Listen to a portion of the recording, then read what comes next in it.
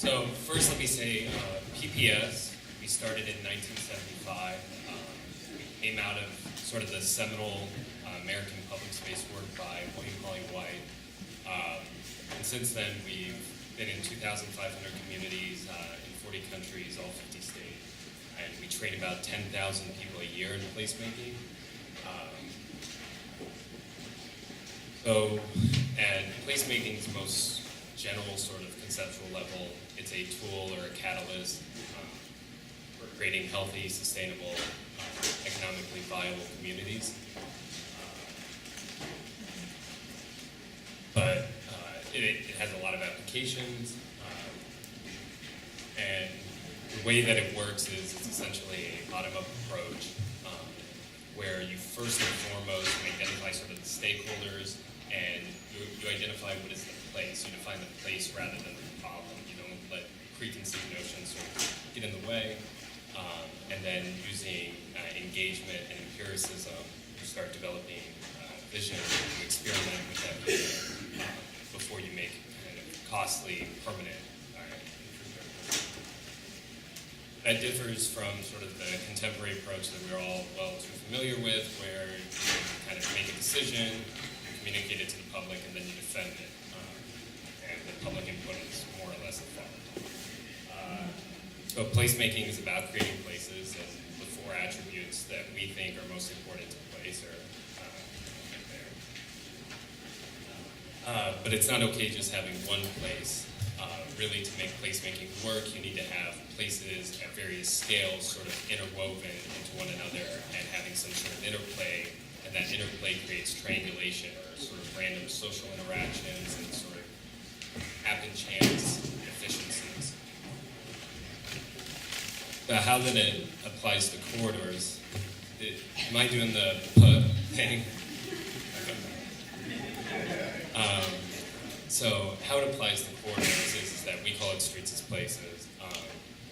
And it's essentially saying that, you can get these same sort of city, destination, place scales with a corridor. And it's very important because when you think about Philadelphia, 38% of the impervious surface of the city of Philadelphia is streets. And so in almost every place, streets are your principal public spaces for almost every city. So this is kind of how those layers of scale work out. So over a commercial corridor, like this is Rockland, Maine, Route 1. So A and B are kind of the traditional centers, the boardwalk and the downtown.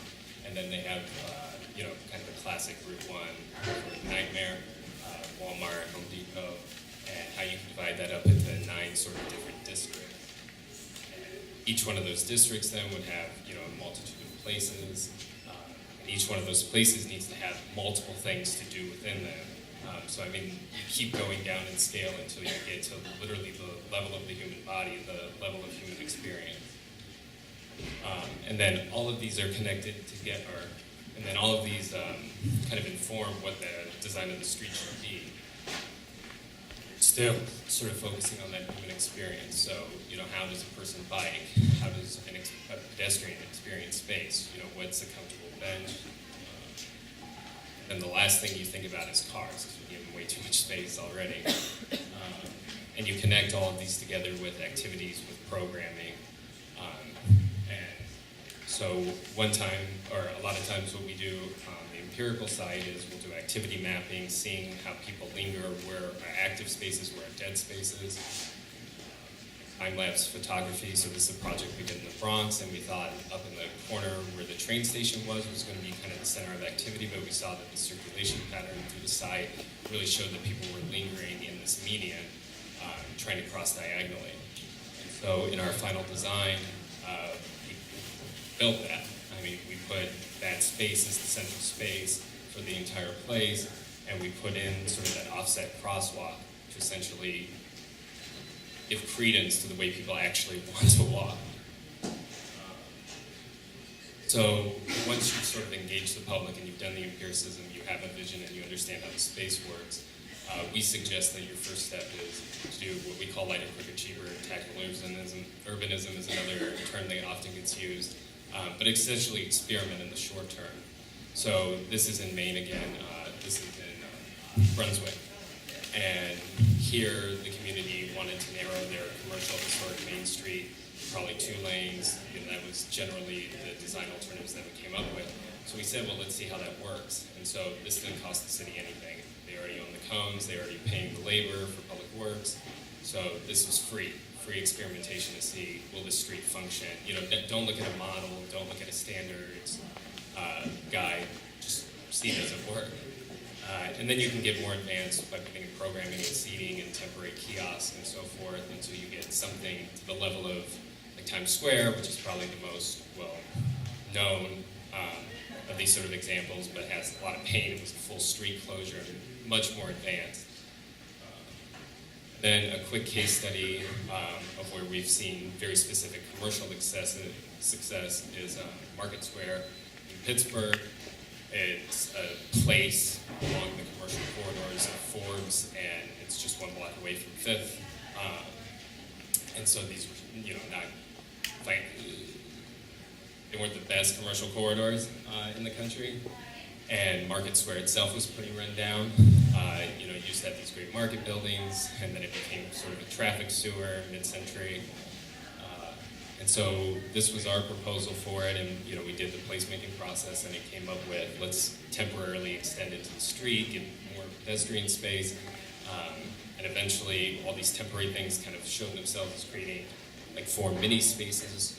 And because we did sort of this placemaking approach, instead of just telling, you know, the engineers, oh, you need to get rid of all these cars, they're killing the space, by the time we got done coming up with the plan, the city itself, the decision makers said, all right, we get what the public's saying, we're just going to close the street and make this just one big square.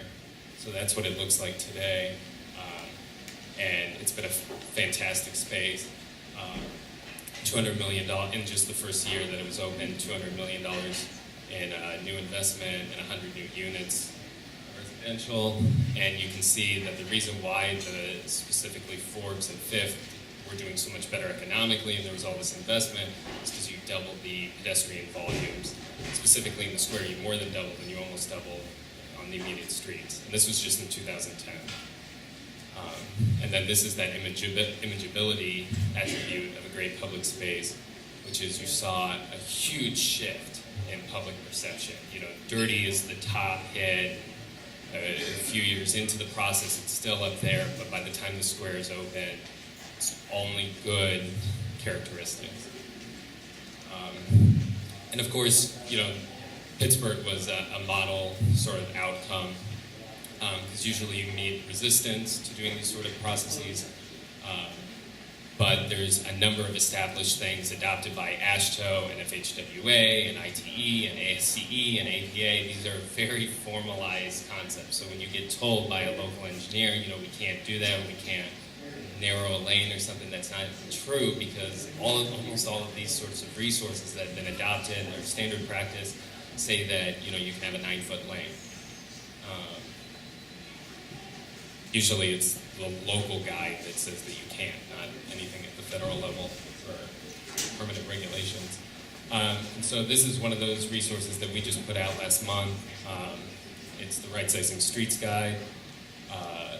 We have 10 case studies up there right now. There's performance measures, site selection, and we're adding right now CNU. The Congress for the New Orleans is giving us 3 new case studies that we're going to add. We wrote the original 10. We're collaborating with them on increasing the size of the site, and we're going to add 50, not detailed case studies, but just letting people find contact information for other communities that have done this, so there will be an interactive map with 50 more sites. And then, so I mean, this is what a standard right-sizing project looks like, and this isn't necessarily a commercial corridor, but this is probably the most famous example of this, Prospect Park West, where a lane was taken away to put in a 2-way protected cycle track. So these are kind of the projects. Here in Philadelphia, we have the Porch, which reallocated sort of parallel parking space.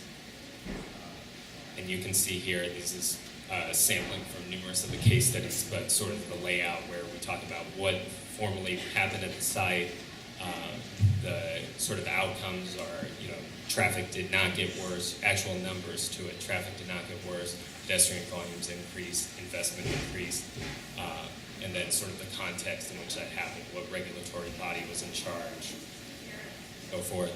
And then this is another website that I'm involved with, which is Content Manager, contextsensitivesolutions.org. It's a Federal Highway Administration site, so everything on it is stuff that the Federal Highway Administration approves of.